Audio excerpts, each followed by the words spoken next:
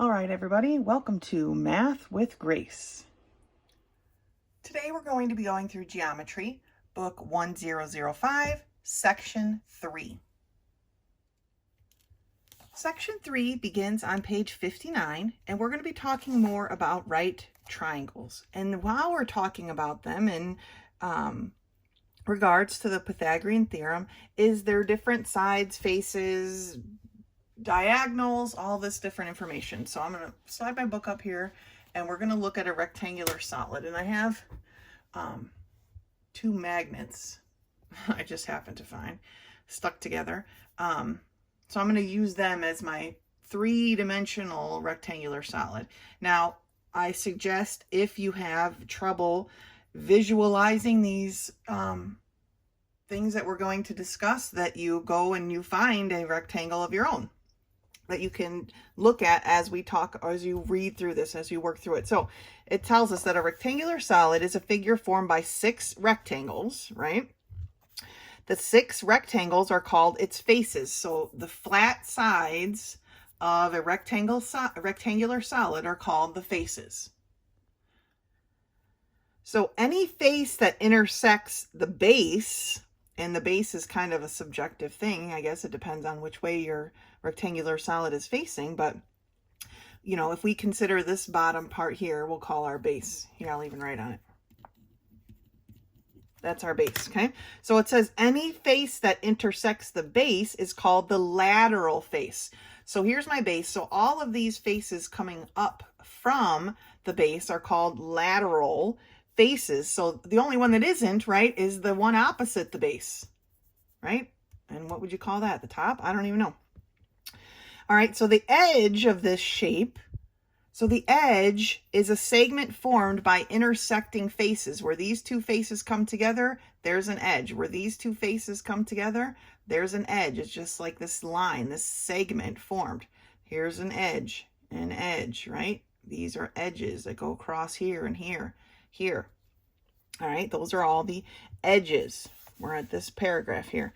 The next one says a vertex is any point where two edges intersect. So here my two edges come together and boom, they intersect at this vertex. These two edges come together and they intersect here. These two edges come together and they intersect right there. Okay, those are all vertexes of this rectangular solid. All right, now we've got a diagonal of the face. Now remember, the face is one of the flat sides, right? So the diagonal of the face is the diagonal that runs across one of the faces. Okay, that one's easy enough to comprehend.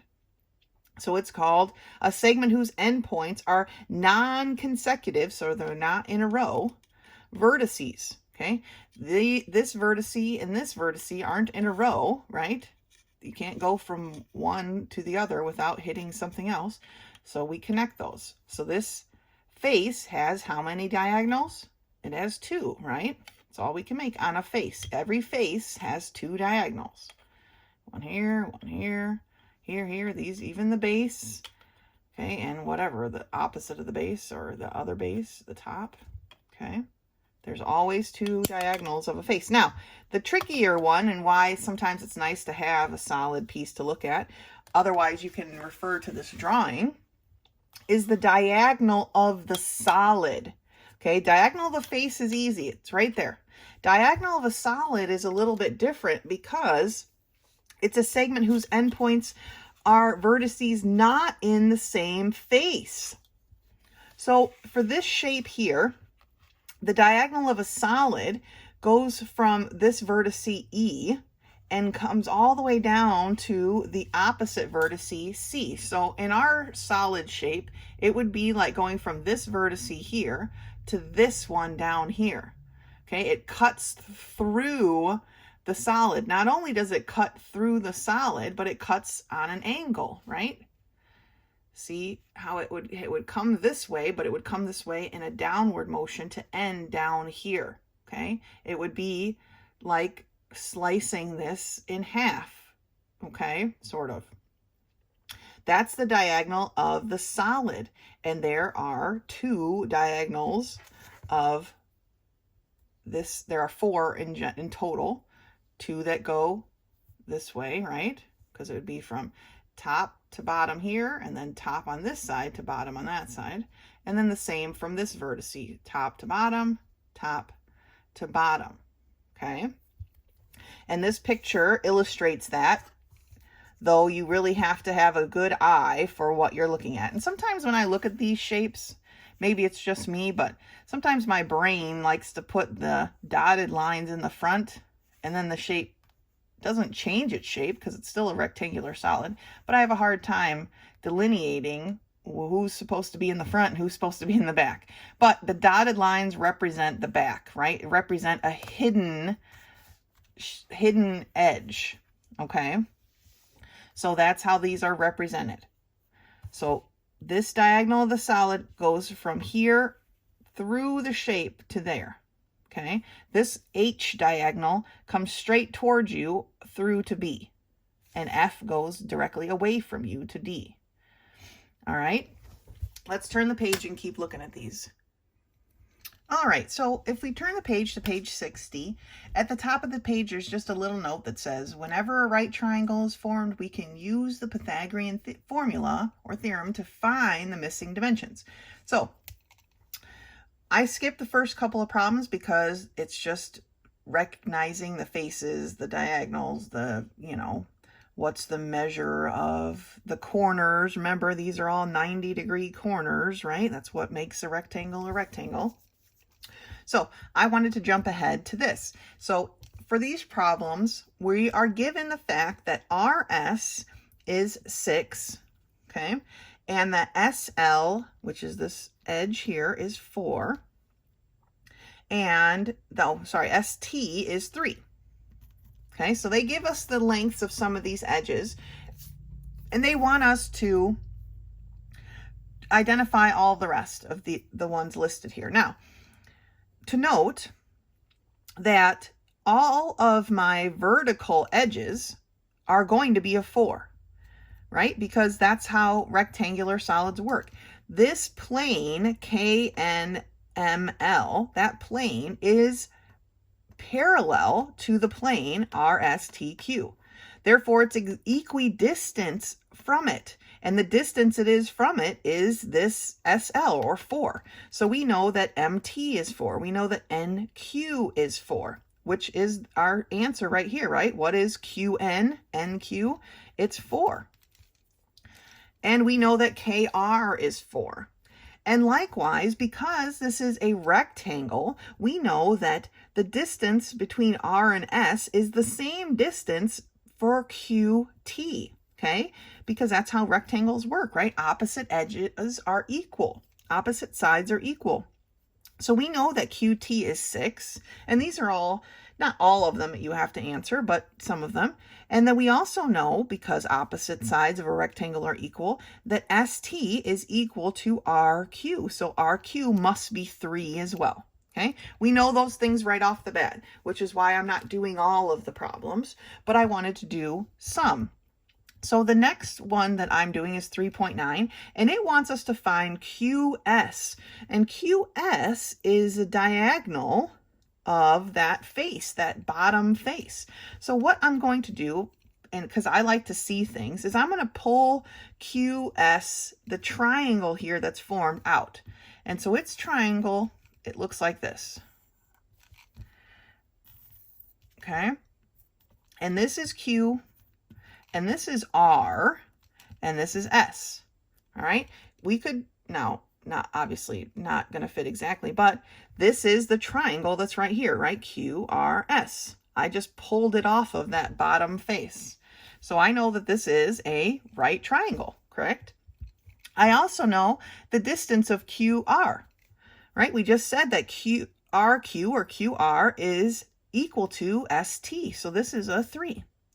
And we were given the distance of RS in our given information. So now I can use Pythagorean formula to solve for my C, or my hypotenuse, because it's opposite my right angle. So 3 squared plus 6 squared is going to equal C squared. 3 squared is 9. plus 6 squared is 36 equals c squared. 9 plus 36 is 45. To get the opposite of a square, or to reduce a square, we have to take the square root of both sides. And we get c is equal to, here we know that the square root of 45 is the same as 5 times 9, right? 5 times 9 is 45, equals 45. 9 is a perfect root, so that we can pull out. What is the square root of 9? Well, the square root of 9 is 3. And we have to leave the 5 in the square root. So our hypotenuse, or our QS, is 3 times the square root of 5. Okay? So now we know that QS is 3 times the square root of 5. That's how long it is. All right? Now they want us to find NS. Now, NS is the diagonal of this shape, the diagonal of the solid, okay? It's going to come down through the solid across to this S. But if you notice, we just solve for QS, and that's going to help us because the triangle now that we're working with here is NQS. Do you see that? It's like a slice of pie, NQS, or a piece of chunk of cheese come out of there. And this is still a right angle because that's how rectangles work, okay? So now we can still solve for this exactly the way we solved this one. We just have to put in the information that we know. Well, we know that NQ is equal to LS or SL, and so we know that it's 4. And we just solved for QS. So we know that QS is 3 times the square root of 5. So now we can solve for our hypotenuse, okay? And we can do that by saying 4 squared plus 3 times the square root of 5 squared equals c squared. 4 squared is 16, right? 3 times the square root of 5 is going to be 3 squared, which is 9, times the square root of 5 squared. And when you square a square root, it's basically just the 5. Okay? The square root of 5 times the square root of 5 is 5. Okay? And that equals c squared. So we've got 16 plus 45 is equal to c squared. 16 plus 45 is 61. Again, to get rid of the square, we have to take the square root. And so we end up with c is equal to the square root of 61. Now, 61 is a prime number. There is nothing, we could use our calculator and get a decimal, but I don't want you to do that. I want you to leave it as a square root. And that's just our answer. So the length of NS is the square root of 61. Okay? That is the answer for that. And that's how we solve that. We're going to use Pythagorean theorem, and we're going to work through these, and then we're going to solve them, okay? So we solved for all of our dimensions, all of our edges. They gave us each edge that we needed to label all of our other edges, right? And then we use that information along with the Pythagorean formula to solve for the things that we didn't know, the diagonals of a face or the diagonal of the solid, all right? Great job. So now that we worked through some of those problems with the Pythagorean formula, now they're going to give us an actual formula for the diagonal of a solid. Instead of having to find the diagonal of the face and then the diagonal of the solid, right? Now they've given us a formula. So please label diagonal of the solid, label this formula, and write it on your postulates and theorems page so that you have it, okay? And it basically tells us that the diagonal of the solid is equal to the square root of the length squared plus the width squared plus the height squared. So in this example here, we have a rectangular solid that's 3 by 4 by 5. Well, if you take 3 squared plus 4 squared plus 5 squared under a square root sign, you get the square root of 50. Okay, then they reduce it to the square root of 25 times the square root of 2. And the answer becomes 5 times the square root of 2. Okay, so they didn't have to make it a two-step problem. They just have a formula for it now. So please mark this formula down, because trust me, it will be a lot easier to use this formula then have to solve the way we did it for the previous problems. But they wanted you to put the work in so you could see how and why that works out. Now, the very bottom of the page is another formula, sort of, that you want to notice. And that tells us that a cube is a special rectangular solid because all the faces are squares, meaning that all the lengths are the same, right? Every edge has the same length. That's what makes it a cube. So the diagonal of a cube, or the diagonal of the solid, if it's a cube, is the length of the edge times the square root of 3. So it's just this formula. The length of an edge times the square root of 3, okay? Because all the edges are the same length, okay? So that's a special note to make. Let's turn the problem and look, or turn the page and look at some of these problems. So looking at page, oh, I didn't write it on there. Page 62, we are given this shape and they want us to find the diagonal of the solid. Remembering that our formula for that is the square root of the length squared plus the width squared plus the height squared. So that's what we're going to do. Our diagonal of the solid is going to equal here 2 squared plus 3 squared plus 6 squared, all right? Or the square root of 4 plus 9 plus 36, okay? 4 plus 9 plus 36. 9 plus 36 is 45, plus 4 is the square root of 49, okay? And what is the square root of 49? Well, this one works out perfectly, right? The square root of 49 is 7. So the length of this diagonal of the solid is 7. So how about 315 then? Well, we're going to do the same thing. Take the square root of 5 squared plus 4 squared plus 2 squared, okay? Or the square root of 25 plus 16 plus 4. 16 plus 4 is 20, so we have the square root of 45. The square root of 45 is the same as the square root of 9 times 5. And we know what the square root of 9 is, right? The square root of 9 is 3, and so the square root of 5 stays behind. So the answer is 3 times the square root of 5. So when you're working through the rest of these, you're just going to put in the dimensions that they give you into our formula and solve. Make sure you reduce if possible. All right? Let's take a look at regular square pyramids. On the bottom of page 62, we're going to start talking now about regular square pyramids. And here is what a square pyramid looks like, okay? I don't have one to hold up and show you. I apologize. These aren't something that I have laying around the house. Anyway, they have some of the same parts, though, as the rectangular solid did, okay?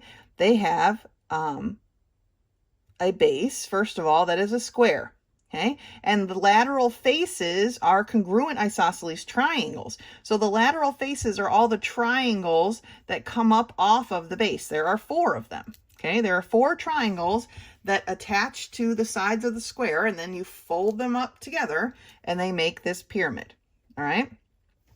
The altitude of the pyramid is a segment from the vertex of the pyramid, which is the pointy part, okay, perpendicular to the base. So its PQ is called the altitude of the pyramid. Comes straight down the middle and lands dead center of the pyramid, of the square base, okay? Remember, we have a square base.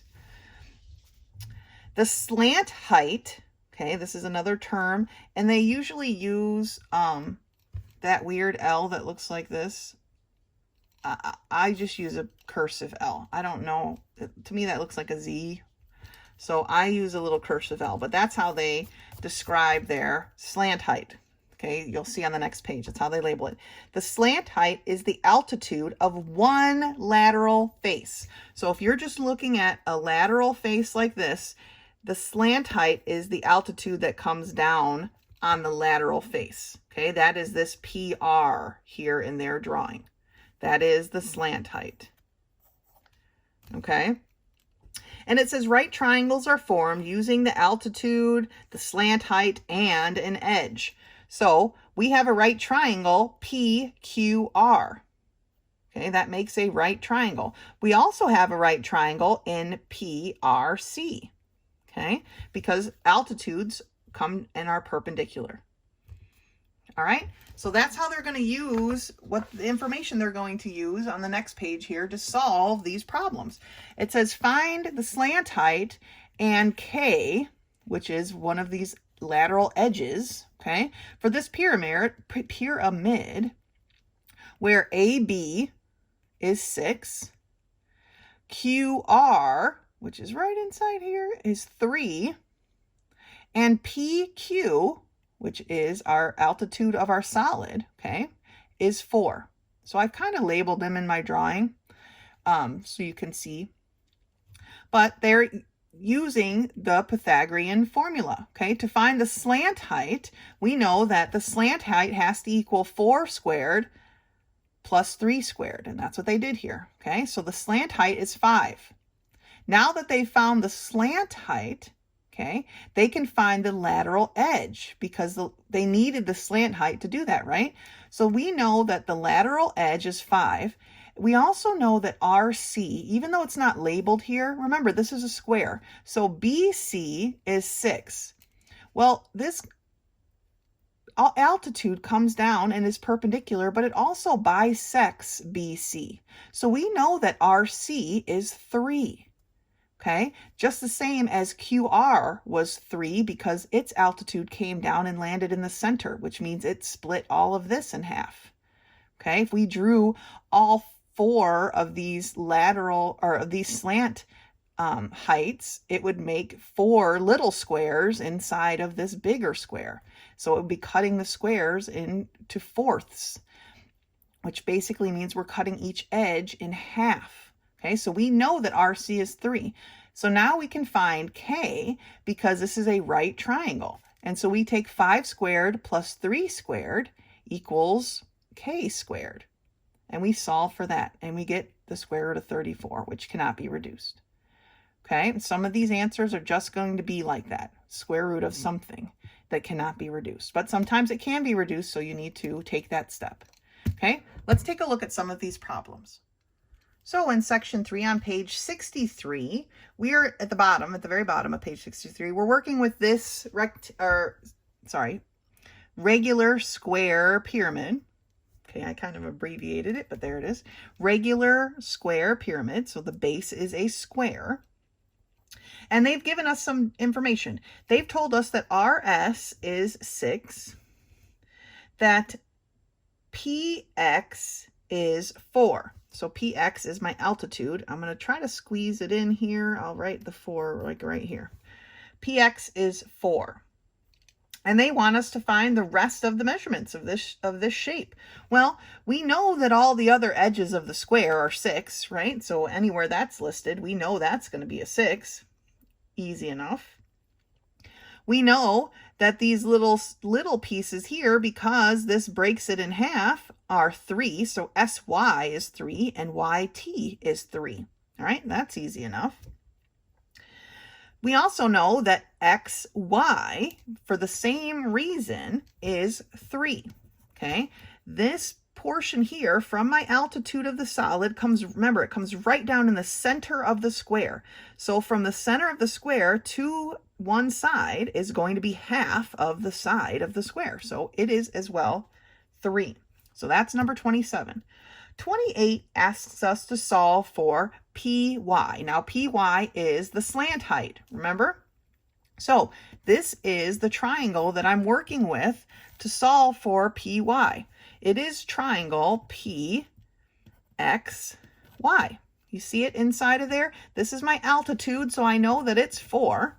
We just said that XY was 3, so I know those sides. This is a right triangle, and so we're solving for the hypotenuse. So C squared is equal to 4 squared plus 3 squared, right? Or C squared is equal to 16 plus 9. This one they do quite a bit, which is fine because it's a nice one. C squared is equal to 25, right? And we take the square root of both sides to solve for that. And we get that C is equal to the square root of 25, or 5. So PY, or my slant height, is equal to 5. Okay? So now we've solved for PY. The next one that I wanted to do was 31. And 31 asks us to solve for PS. Well, we just solved for PY, so this is going to be pretty straightforward. The triangle, the right triangle that I'm going to be working with here is PYS, right? PYS is a right triangle. This is why I like to draw them for each one, because then I can see what I'm working with. I just solved for PY as being 5. And I know that SY is half of that edge, so it's 3. Again, I'm solving for my hypotenuse of my triangle. So C squared is equal to 5 squared plus 3 squared. Or C squared is equal to 25 plus 9. C squared is equal to 34. Okay, so we have to take the square root of both sides, and we find out that C is equal to the square root of 34. Now, we can't break this down anything because 34 is 2 times 17. Neither one of those numbers is a perfect square, so we can't reduce this at all. So this length of PS is the square root of 34. That's just what the answer is, okay? And sometimes, like I said, sometimes that's how it's going to work out. Other times, we're going to be able to reduce that square root and find an answer that has a constant and a square root mixed together. But that's how we're going to do it, okay? Piece by piece, solving for what you know. Now, we know that PS is the square root of 34, which is this lateral edge. So we know that PR is the square root of 34. We know that PQ is the square root of 34. We know that PT is the square root of 34. All of those are the same. That's what makes this a regular square pyramid. Remember, these are isosceles triangles. So if PS is the square root of 34, so is PR, and so forth all the way around. All right, great work. Keep it up. Work through the rest of these using the information that we know about right triangles. The next topic of this section starts on page 64, and it's trigonometry. And trigonometry, it says here, is a Greek word that means triangle measurement. And it says people have been studying trigonometry forever. Well, not forever, but a long time. And it's something that's important to this day. And basically, trigonometry is ratios. And they're ratios based on the measurement of an angle. Okay? So not just the sides. Now we're going to be talking about measurements of angles and sides of angles, or sides of triangles, all put together. And basically what you need to know is that the sine of angle A, let's say, and I know they have a ton of similar triangles here, but I just want to deal with the first one. The sine of angle A is equal to the opposite side of A, okay? So the side opposite A over the hypotenuse. So when you put that into a ratio or a quotient, a division problem, you'll get the sine of angle A. So that's pretty, there's a bunch of information here, but that's pretty much what you need to know. This example here is a 30, 60, 90 triangle. These aren't always going to work out the same, but the sine of 30 degrees, because we're talking about an angle measurement here, so the sine of 30 degrees is the opposite, which is 1, over the hypotenuse, which is 2. So in this case, it's 1/2. Okay? The sine of the 60 degrees is the opposite, which is the square root of 3, over the hypotenuse, which is 2. Okay, so that's the square root of 3 over 2. This is how we work from this information. Now, on page 65, I've got my page dog-eared. Maybe you can tell, maybe you can't, because you will come back to this page a lot. Here is our table of trigonometric ratios, right? And if you look at the table, it has the sine, cosine, and tangent, because we are going to be learning all three of these today, or in this video anyway, this week. So here are the angle measurements. Here's how we use this. Let me grab my ruler. Here's how we use this chart. Okay, here is the angle measurement. Remember here we saw 30 degrees. Okay, well, if you come down here to 30 degrees and then you look at the sine column, you'll see 0.5, right? We just said that it was equal to 1/2. Well, here you go, 0.5, right? So 30 degrees, the sine of 30 degrees is 0.5. Now, if you were doing the tangent, which we'll do in a little bit, you'd come down and look at the tangent of 30 degrees. But we're talking about the sine right now. And what I want you to notice about the sine is that as the angle gets larger, the sine gets larger, right? But, and then there's a second part of the column here for the bigger side angles. But if you notice, as the angles reach almost to 90 degrees, it never gets bigger than 1, right? It's always, the sine is always less than 1. Right? It will never reach 1 because you can't take the sine of 90 degrees because 90-degree angle, that's the hypotenuse. That doesn't work. When we're talking about sines, we're talking about acute angles, not the hypotenuse. You cannot find the sine of the hypotenuse. It doesn't work. Or the 90-degree angle, okay? Because we need the hypotenuse in our formula. If you were taking the sine of a 90-degree angle, the opposite would be the hypotenuse. You can't put the hypotenuse over the hypotenuse because that would be 1. All right, so let's turn the page and look at some of these problems. So on page 66, we have a couple of examples to look at. And model number 1 tells us that the sine of 40 degrees is opposite, or x, over the hypotenuse, okay, which is 8. Now, from your sine table that we just talked about on page 65, okay, we can find out that the sine of 40 degrees, and I'm going to turn back real quick. I want you guys to see this. The sine of 40 degrees is 0.6428. Make sure when you're transferring these numbers over from this chart to your paper that you are careful to keep your numbers correct. 0.6428. So now we can go back to that math problem and we can substitute 0.6428 for the sine of 40. This is a substitution that we did here, okay? We substituted this decimal equivalent for the words sine of 40 degrees. Now we can solve this math problem, okay? Our x is being divided by 8, so they multiply both sides by 8. So 8 times 0.6428 tells us that x is equal to 5.1424. So this side is 5. I'm going to round it to the nearest whole number. It's 5. All right. That's how they're using this sine to make these calculations. Let's look at model 2. Model 2, we have this drawing here. 50-degree angle. One side we don't know. One side, the hypotenuse, that we do know. Okay. So the sine of 50 degrees equals the opposite, which is y, over the hypotenuse, which I just like to label with an h, as 10.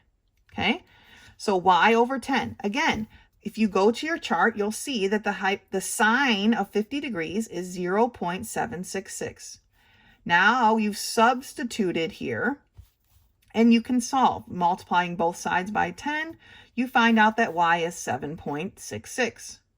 Okay, one more example, and then we'll do some of the problems together.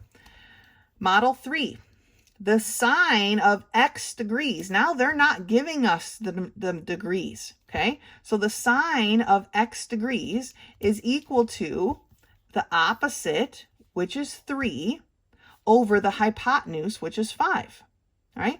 If you take 3 on your calculator, 3 divided by 5, you'll get 0.600.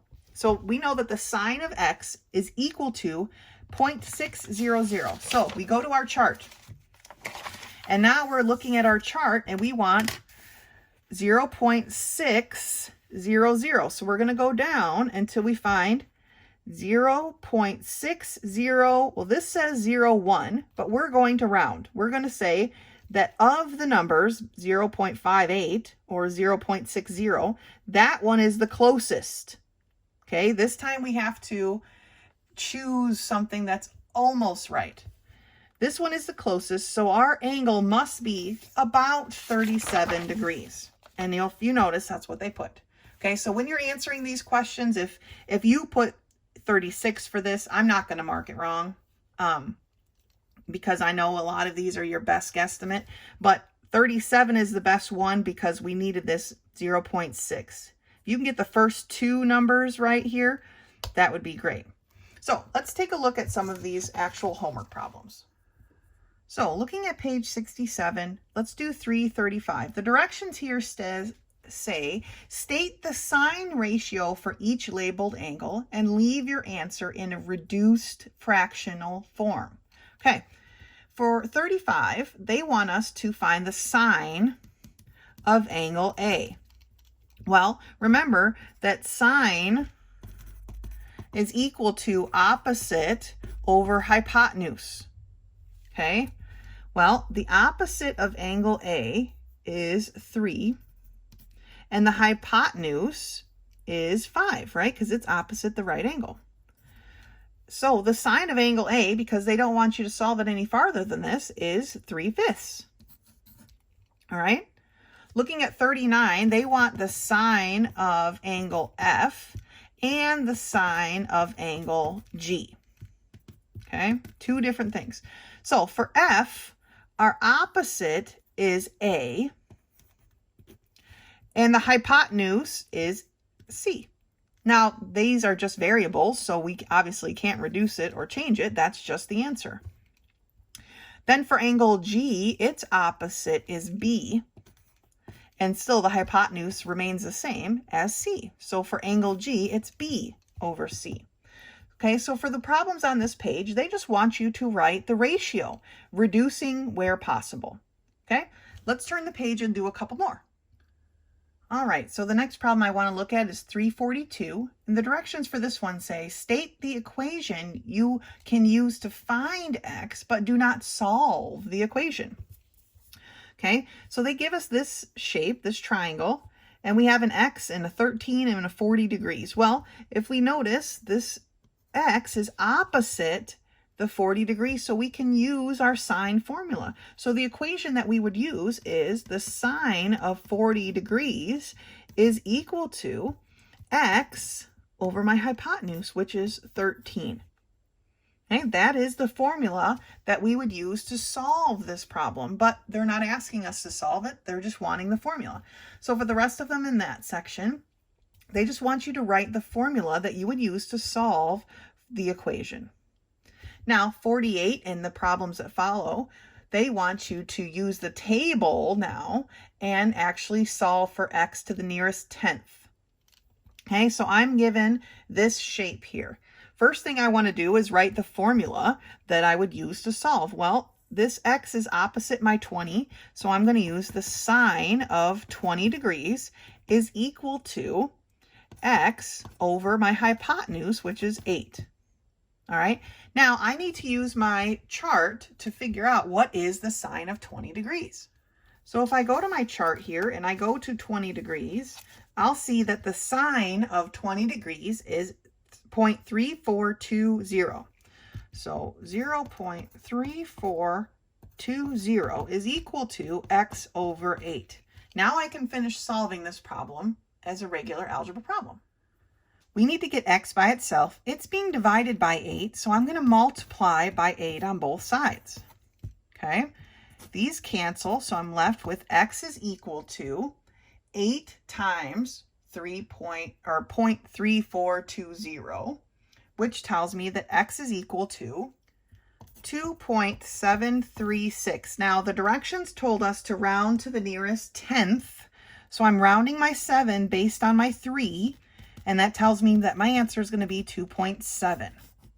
Okay, so that's how we're going to solve these. The next 10 or so problems, you're going to set up your formula that you're going to use to solve, and then sometimes you're going to have to use your chart to get the decimal that you need. Other times you're going to solve for a decimal and use that decimal number to tell me what the measurement of the angle is. All right, so keep working through those. Great job. Taking a look now at the bottom of page 69, we're going to look at the next part of our chart, which is the cosine ratio. Remember, our sine was opposite over hypotenuse, right? Well, our cosine is adjacent over hypotenuse. And what that means is, if we're talking about angle A, we don't want the hypotenuse side, but we want the adjacent side, the side that it's touching over the hypotenuse. Okay, so in this case, the cosine of angle A would equal this AC over AB. Okay, this adjacent side, the side touching the angle that isn't the hypotenuse. Okay, let's turn the page. Looking at model 1 on page 70, we have this triangle here, and it's asking us to find the cosine of this 30 degrees. Now, the cosine of 30 degrees is the adjacent side, or the square root of 3, over the hypotenuse, which is 2. Okay, so it's adjacent over hypotenuse. All right, the cosine of the 60 degree angle, again, is the adjacent over the hypotenuse, 1 over 2. All right, model 3 gives us a 45, 45, 90 triangle, and it tells us the cosine of 45 is adjacent, or 1, over the square root of 2, which is our hypotenuse. Oops. And then, of course, we have to solve and reduce this because we cannot have a radical in the bottom, so we end up with the square root of 2 over 2. Now, something to notice on your chart is as the size of the angle gets larger for a cosine, the number gets smaller, but the cosine is still always less than 1. Okay? Always less than 1. And if you actually look at your chart, here, let me see if I can turn to it real quick. If you look at your chart, here on page 65, you'll notice that if you add these two numbers together, so speaking, because they're all reduced, they're all been reduced here, but if you add them together, you actually get 1, or something very close to 1, okay?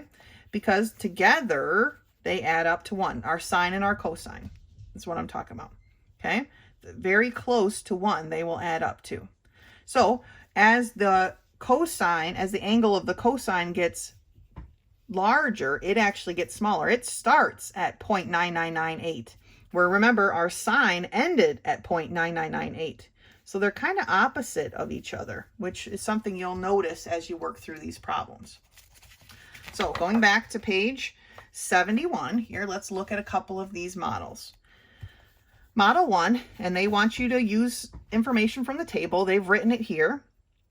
But the model 1 tells us that the cosine of 20 degrees is x over 5. Okay, it's the adjacent side, the side it touches, over the hypotenuse. Now, make sure when you're finding your cosine values that you're in the right column. Remember, we've got 3 columns there. We've got the sine, the cosine, and the tangent all in the column. So make sure you're in the cosine column as you're checking your numbers. It tells us that the cosine of 20 is 0.9397. So they've substituted that information into the formula and they solve. So these are very similar to the sine. We're going to solve them in the same way. It's just that the sine was opposite over hypotenuse and the cosine is adjacent over hypotenuse. Okay, that's the distinguishing factors here. Let's take a look at some of these problems.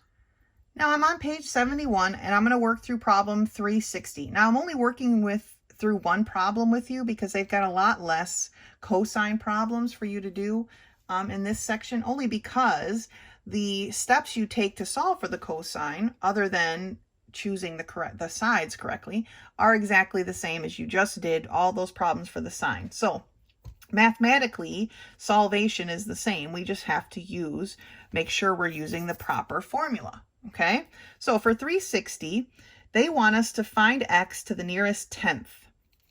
Okay, well, x, if you notice, is adjacent or touching this 55 degree angle. So we can use the cosine of 55 degrees being equal to x over my hypotenuse, which is 223.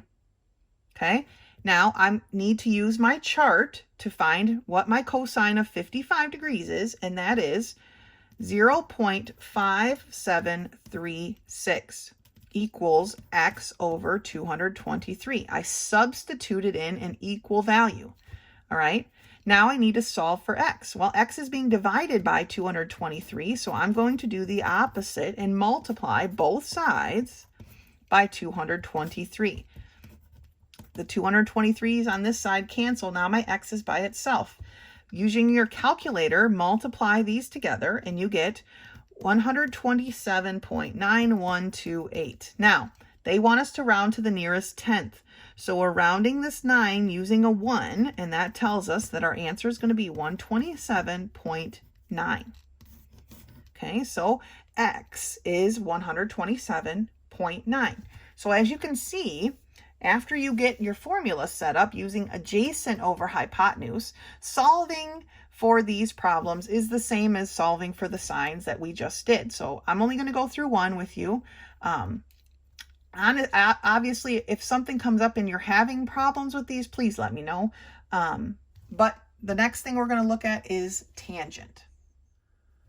So the tangent ratio is on the bottom of page 72, and it was that third part of our table that we were given on page 65, okay?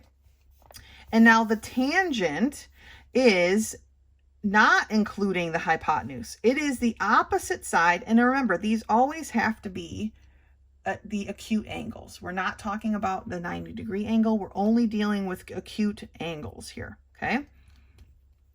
But the tangent is the opposite side over the adjacent side, okay? So now we've got opposite over adjacent. We're leaving the hypotenuse out. Here is our 30, 60, 90 triangle.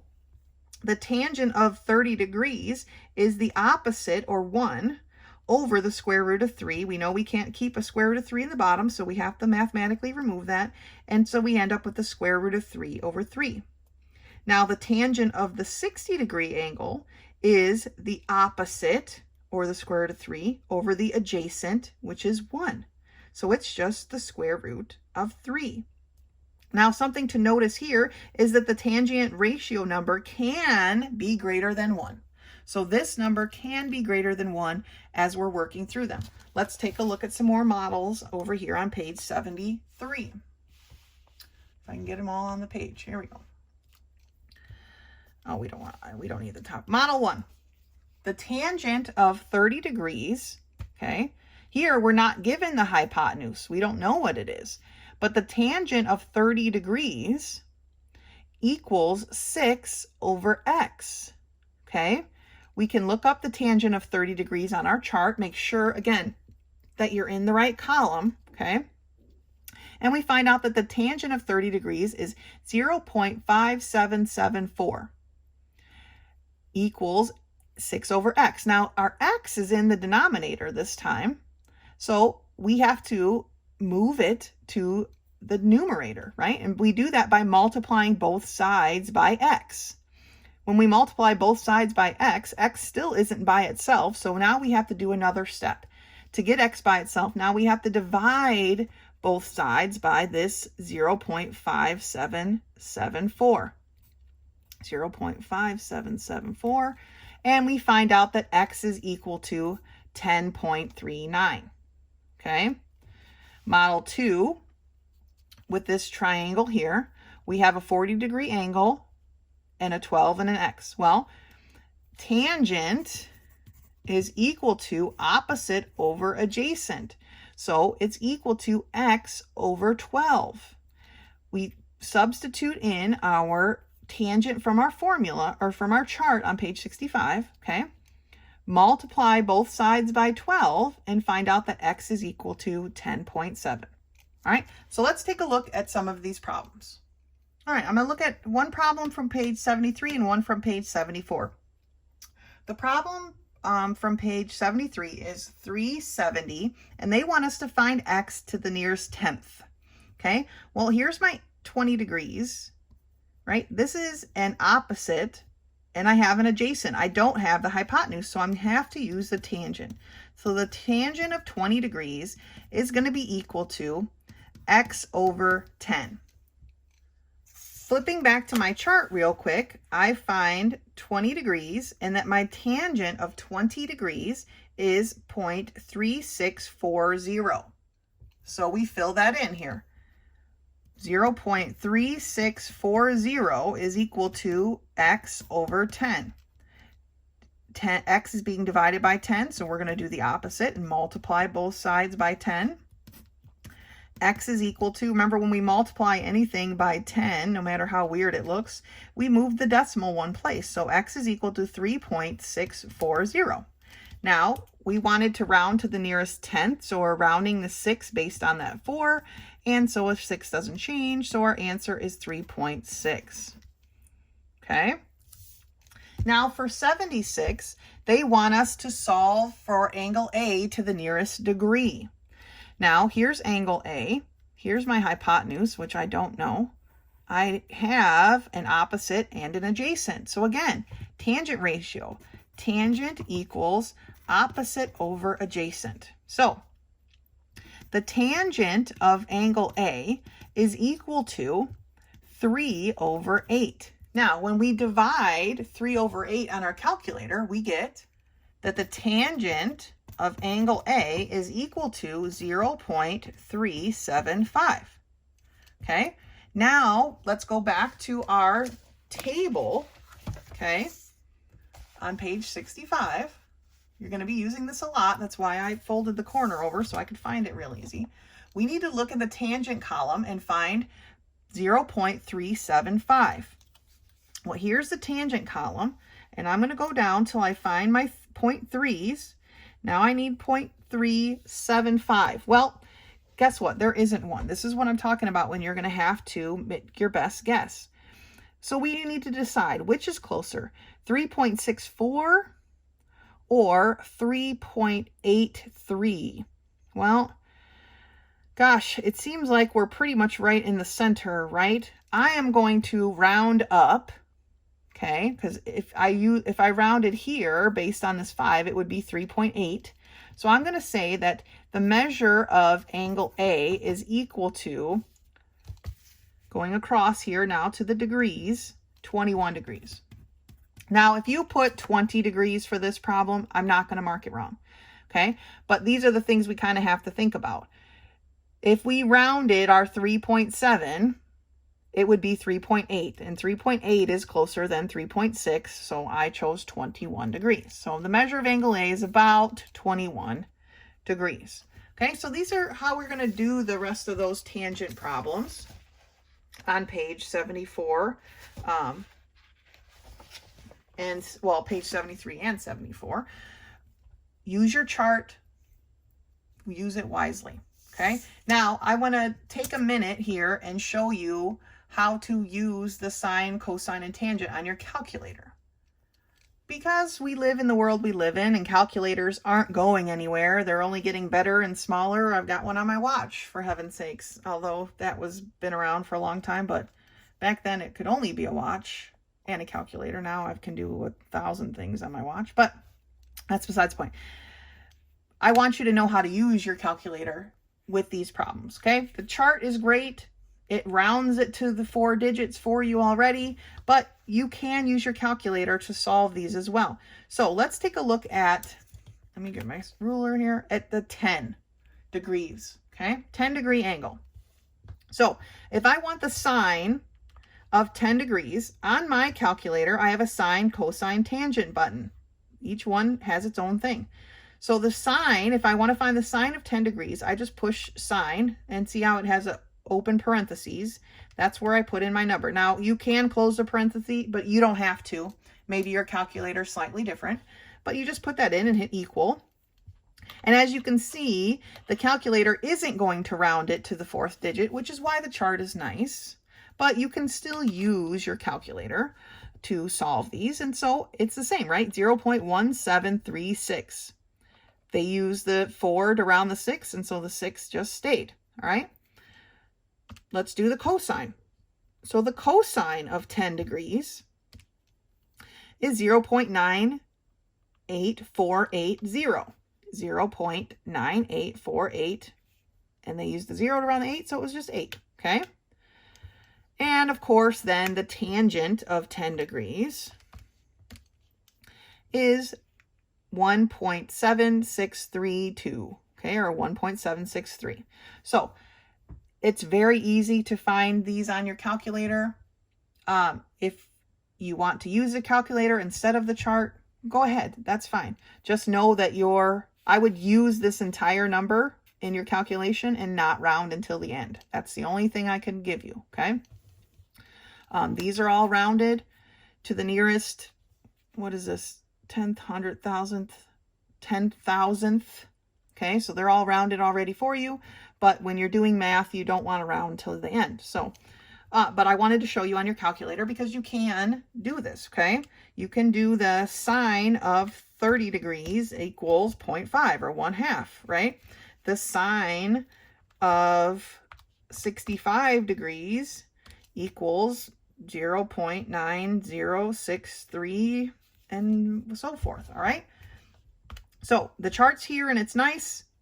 Your calculator's here and it's nice too. So you make the choice. The next step, the next topic we're going to talk about is actual application problems for trigonometry.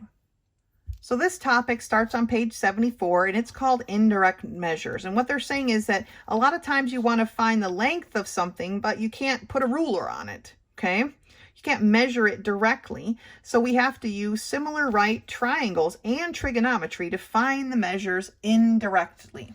Okay, so page 75 here.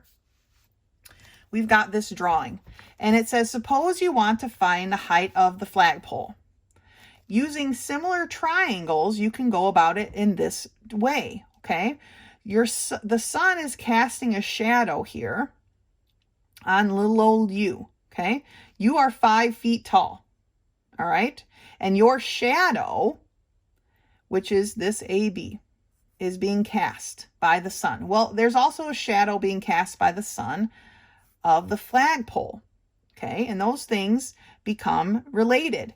Well, you can measure your shadow, right? And you can measure the shadow of the flagpole. So you know you're 5 feet tall, but you don't know how tall the flagpole is. You know that your shadow is 3 feet long and the shadow of the flagpole is 10 feet. Now you could have also written this like this. Your height to your shadow is equal to the flagpole's height to its shadow. I prefer this better. All we did was switch these two things, right? I prefer this setup better, but that's just me. Either way, when you cross multiply, you get the same thing, okay? 3x equals 50. So 3x, you cross multiply, 3x equals 50. So remember, these were the proportions that we were working with before. And so then you divided by 3 on both sides and found out that the flagpole is about 16 2/3 feet tall. Okay. These are similar triangles. We're setting up proportions, right? Next example here is wanting to measure how tall is this tree. Well, what they did was they put a mirror on the ground where this person standing here could look in the mirror and see the top of the tree. Okay. Now you can measure how far you are away from the mirror, and you can measure how far the mirror is away from the tree. And you know how tall you are. Okay. So your height is 4 feet. The length you are from the mirror is 3 feet. Now, like I said, I like to set them up a little bit different, okay? The height of the tree, we don't know, okay? They labeled it DE. I'm just going to call it X. And the length of the mirror from the tree, we do know, though, is 12, right? So I have height, length from the mirror, height, length from the mirror. That's how I like to do it. Now, they did it slightly different. It doesn't matter. They're both the same thing. When we cross multiply, we're still going to get 3x equals 48, which is what they have here. They divided by 3 on both sides, and the height of the tree is 16 feet tall. Okay? So these are all using the proportion method that we learned last week or the week before to solve these different equations. Okay? Similar triangle equations. Now this one's a bit strange, but we're going to take a look at it just the same. It says to find the distance across this river, we're going to use these two similar triangles. Okay. Vertical angles are equal and the right angles are equal, so the triangles are similar. So if BC, which is this length here, is 12 feet, and CD is 3 feet, and they know that DE is 5 feet. Okay, now these aren't mirror tricks or shadow tricks, or this is just math tricks, I guess. So short side, short side. So 12 is to 3 as long side here, which is what we're looking for, this distance across the river, is to the long side here. Okay, I've got, or goodness gracious, Mrs. Howell, long side here. So I've got my small triangle dimensions on the bottom, and I've got my larger triangle dimensions in the top, right? Short side is to short side as long side is to long side. All right. They did the exact same thing. They just wrote it in a different order. Now, cross multiplying, we get 3x is equal to 12 times 5, or 60. Dividing both sides by 3, we find out that the width of the river, this length, or this width here, is about 20 feet. All right? These are application problems. Taking something we learned about right triangles and applying it to real world applications. Okay, let's turn the page and do a problem or two. All right, so page 76, we're talking about indirect measures. I want to do 2 problems. I'm just going to do one at a time though. So I want to do problem 3.81. And it says that if the shadow of a tree is 14 meters long, I'm going to stop right there and I'm going to draw this because like I said 100 times, I like to see things. So I have a tree and I'm a terrible artist. Okay, usually I trace things from the book, but now I actually have to freehand. But the shadow is 14 meters long. So here's my shadow of my tree. The person who is 1.8 meters tall, or the shadow of a person, sorry, who is 1.8 meters tall. So here's my person. And they are 1.8 meters tall, and their shadow is 4 meters long. All right, how tall is the tree? Well, tree is my X. Okay, let's see here. We have the height of the person, which is 1.8, over their shadow. And that is going to be equal to the height of my tree over its shadow. Okay, you see that proportion? Height, shadow, height, shadow. Now I can cross multiply and solve. I've got 4x is equal to 1.8 times 14, or 4x is equal to 25.2. Okay. 4 is being multiplied by x. I'm going to do the opposite and divide, and I find that x is equal to 6.3 meters. So my tree is 6.3 meters tall. All right. So we are using our proportions to solve for these indirect measures. I've got the person's information. I've got the tree's information. Height, shadow, height, shadow. We've got to follow a pattern or our proportions aren't being set up correctly. The next problem I want to look at is 384. And 384 gives us this drawing, and it tells us at the bank of a river, and they give us the different measurements. A is 9. B is 15, C is 12, and D is 7. Now, they've marked these corresponding angles, so we need to keep that in mind as we're working through this, okay? And they want us to solve for X and Y. Well, X, I'm going to start with, is opposite this marked angle, which tells me that it corresponds with B.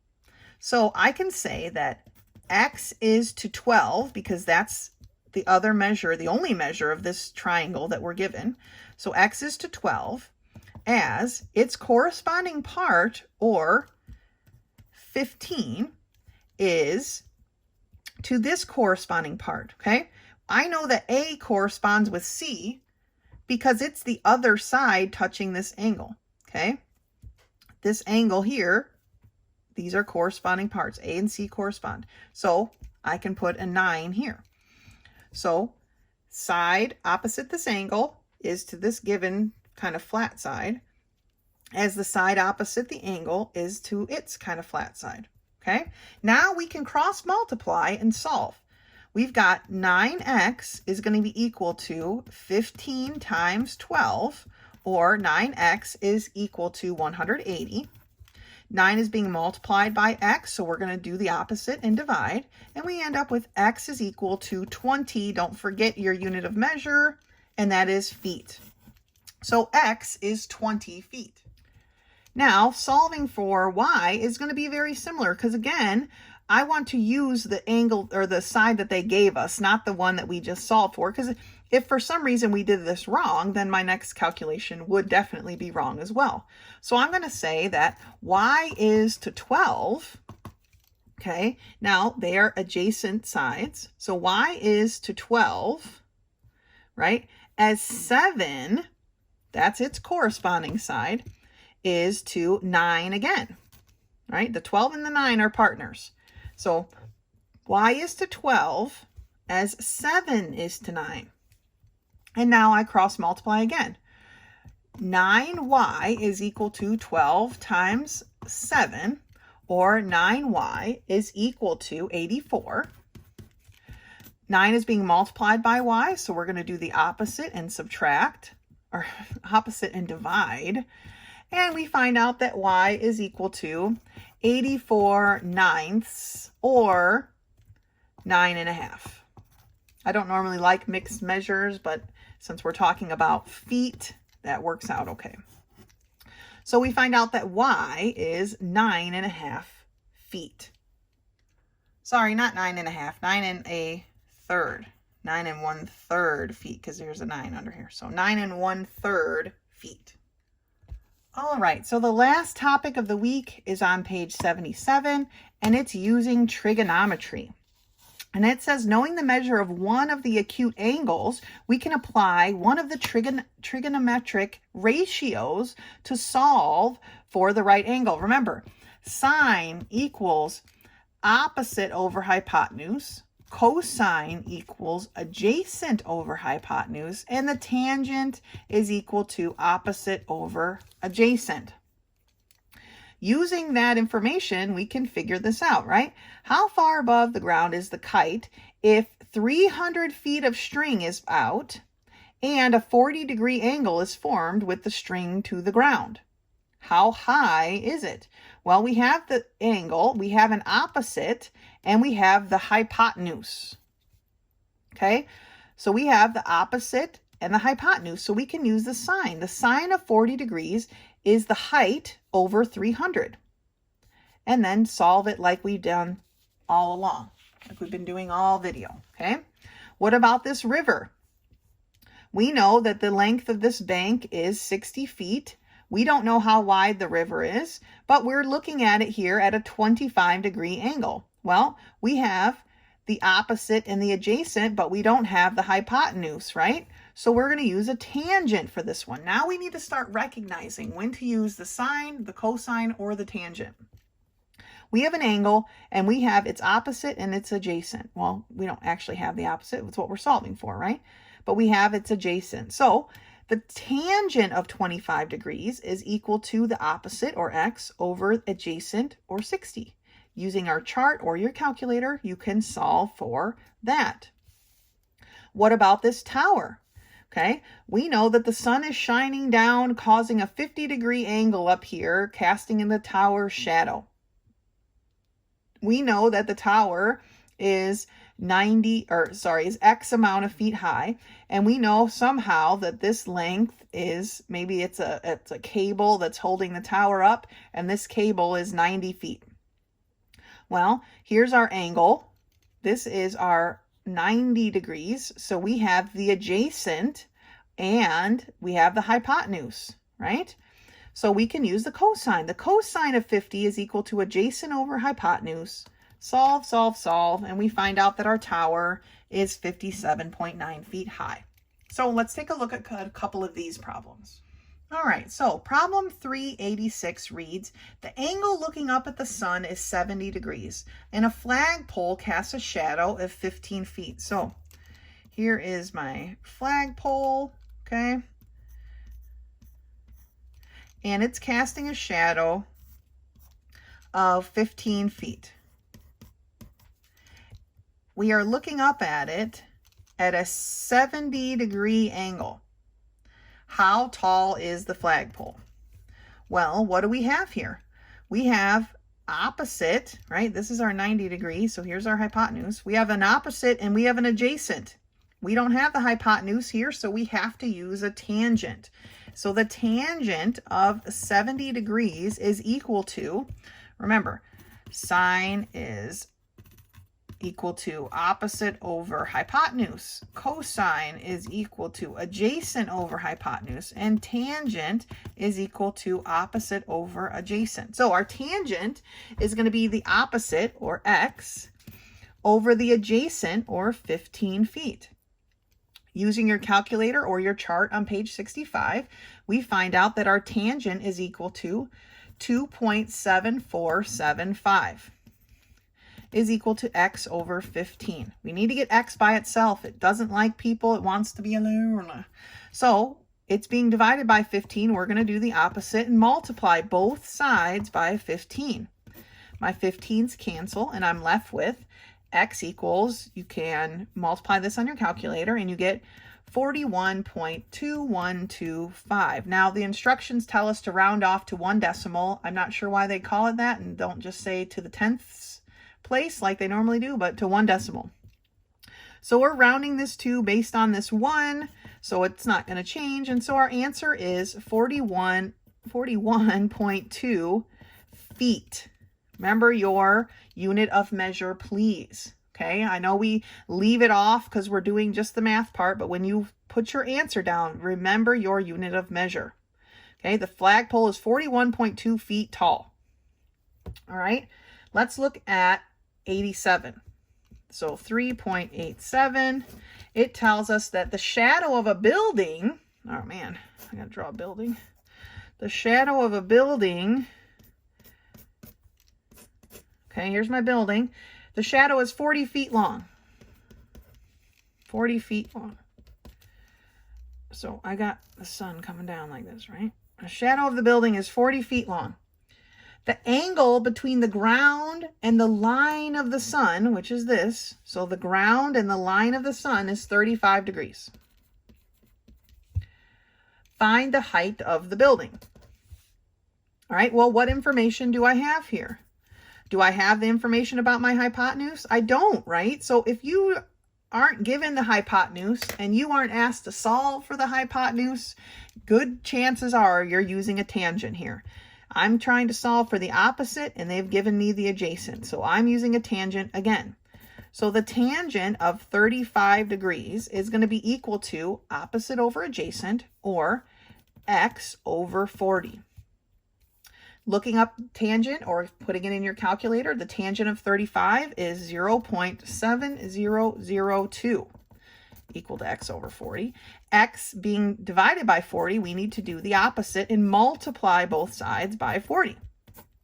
And we find out that x is equal to, well, 40 times 0.7002 gives us 28.008. Okay, again, they want you to round to 1 decimal. So I'm rounding my 0 based on a 0. And so it's just going to be 28.0 or 28 feet tall. My building is 28 feet tall. Okay, so for each of these problems here, draw a picture. It's super helpful. And they're pretty, you know, they look cool. Draw a picture to help you set it up so you can see physically what you're looking at, where your different measurements go. You don't actually have to draw the building or the flagpole. You can just draw a triangle if you don't want to, but you know, drawings are neat. So do your drawing it's just helpful. And then figure out, what am I searching for? Am I looking for a sine? Can I solve for the sine? Can I solve for the cosine? Can I solve for the tangent? And then use that information to set up your formula. All right. Now, I want to make a note real quick about the problem that starts at the bottom of page 79 and goes on to page 80. It says work this challenge exercise. You do not have to do that problem because it is absolutely challenging. It took me about 2 days to do that problem. So feel free to do it if you want to stretch your, geometry muscles, but feel free to skip it too if it's, leg day. All right. Otherwise, that's it for this video. If you have questions for me, please let me know. I'm happy to help you. Or you can reach me in my office hours. Otherwise, that's it for this semester. You survived semester 1 of geometry. Great job. And until next semester.